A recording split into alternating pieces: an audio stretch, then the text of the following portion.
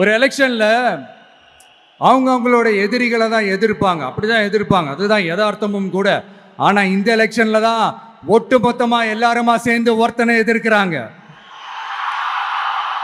ஒட்டுமொத்தமா எல்லாருமா சேர்ந்து இந்த விஜயை எதிர்க்கிறாங்க.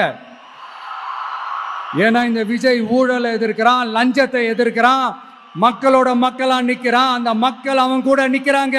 அந்த காண்டு எப்படி அந்த காண்டு தான் ஒட்டுமொத்தமா எல்லாருமா சேர்ந்து ஒருத்தனை எதிர்க்க காரணம். நீங்க எப்படி வேணா எதிர்த்துக்கங்க, ஆனா போட்டி ரெண்டு பேருக்கு நடுவில் உள்ளதான் ஒண்ணு. இன்னொன்னு, இந்த எலெக்ஷன் டேல மேக்சிமம் என்ன பண்ணுவீங்க? போவீங்க, ஓட்டு போடுவீங்க, வருவீங்க, அவ்வளவுதான் உங்களுடைய பார்ட்டிசிபேஷன். ஆனா இந்த எலெக்ஷன்ல நீங்க பங்கெடுத்துக்க போறீங்க. எஸ், உங்க வீட்டில் இருக்கிற ஒரு விஜய் தான், உங்க வீட்டில் இருக்கிற ஒரு விஜய் தான் வேட்பாளரா நிக்க போறாங்க.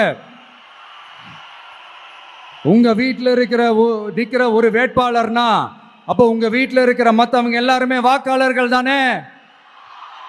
உங்க அம்மா, உங்க அப்பா, உங்க அண்ணன், உங்க தம்பி, உங்க சொந்தம் டிவிக்கே வேட்பாளர் அப்படின்னா அப்ப உங்க ஓட்டு விசில் சின்னத்துக்கு தான் எல்லாருக்குமே தெரியும். ஏன், நம்மளோட எதிரிகளுக்கு கூட அது நல்லாவே தெரியும். அதனாலதான் நமக்கு எதிராக அவ்வளவு அவதூறு பரப்புறாங்க.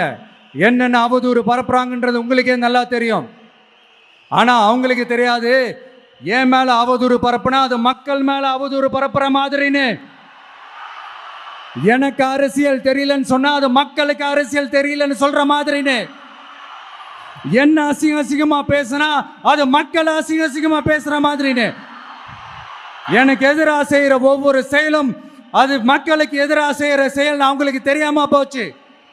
இந்த விஜயும் மக்களும் வேறு வேறு இல்லை.